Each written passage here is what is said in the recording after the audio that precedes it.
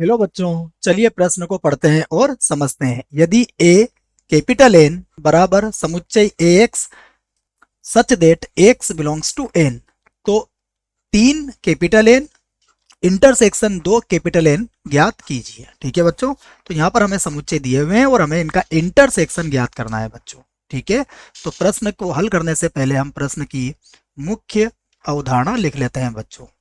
ठीक है, तो प्रश्न में मुख्य अवधारणा देखो क्या होगी। मुख्य अवधारणा जिसकी सहायता से हम इस प्रश्न को हल करेंगे बच्चों।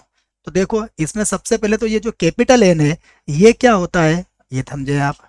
कैपिटल एन होता है हमारा प्राकृत संख्याओं का समुच्चय, जो होता है 1, 2, 3 और इसी प्रकार आप इसे आगे बढ़ा सकते हो। ठीक है बच्चों, तो एक तो आपको मुख्य अवधारणा ये याद रखना है।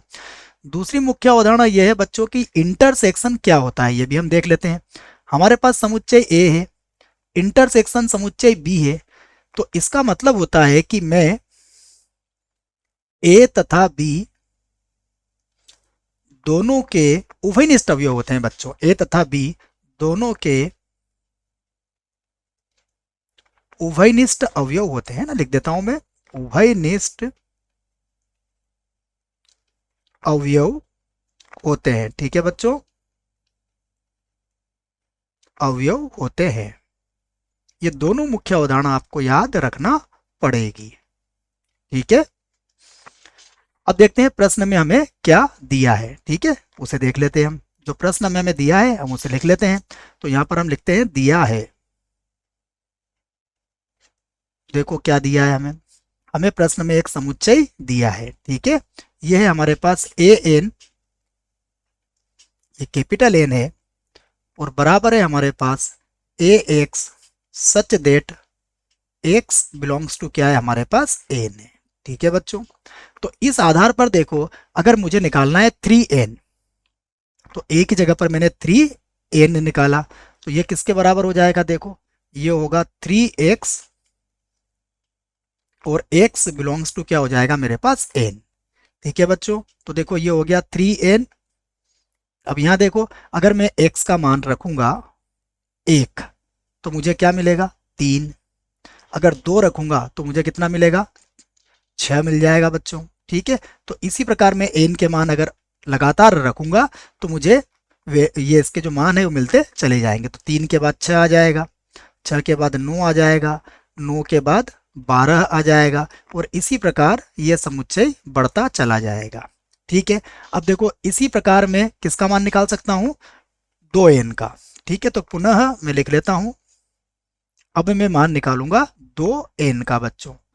तो 2n का मान बच्चों इसी प्रकार क्या हो जाएगा, 2n का मान हो जाएगा 2, फिर होगा 4, फिर होगा 6, फिर होगा 8, फिर होगा 10, उसके बाद आप लिखोगे 12, और इसी प्रकार आप इसे भी आगे बढ़ा सकते हो बच्चों। ठीक है, तो ये हमारा 3n हो गया और ये हमारा 2n हो गया। अब हमें क्या निकालना है, इन दोनों का इंटरसेक्शन निकालना है बच्चों। ठीक है, तो इनका हम इंटरसेक्शन अब यहाँ पर निकाल लेते हैं। तो अब हम निकालेंगे 3n इंटरसेक्शन 2n। तो देखो 3n और 2n में जो हमें उभयनिष्ठ अवयव मिलेंगे वो क्या होंगे, वो सभी 12 के पहाड़े में आएंगे बच्चों। देखो ये 12 हमारा जो पहला पद है यही दोनों के पास है। हाँ, उसके बाद 6 भी हम भूल गए, 6 भी है हमारे पास। ठीक है ना, तो 6 भी है, 12 भी है, मतलब यहाँ पर हमारे पास क्या मिलेंगे अवयव कुछ इस प्रकार से मिलेंगे। 6, उसके बाद मिलेगा 12, फिर अगला होगा हमारे पास 18, फिर होगा हमारे पास 24, और इसी प्रकार हमारे पास ये अवयव मिल जाएंगे। ठीक है बच्चों, तो देखो इसे क्या मैं ऐसा भी लिख सकता हूँ। देखो ये 6 का पहाड़ा हमारे पास बन रहा है, तो मैं इसे लिख सकता हूँ 6 और कैपिटल N। तो 3n और 2n का जो इंटरसेक्शन आया बच्चों वो किसके बराबर आया, 6n के बराबर आ चुका है। आशा करता हूँ आपको इस प्रश्न का उत्तर समझ में आया होगा। धन्यवाद।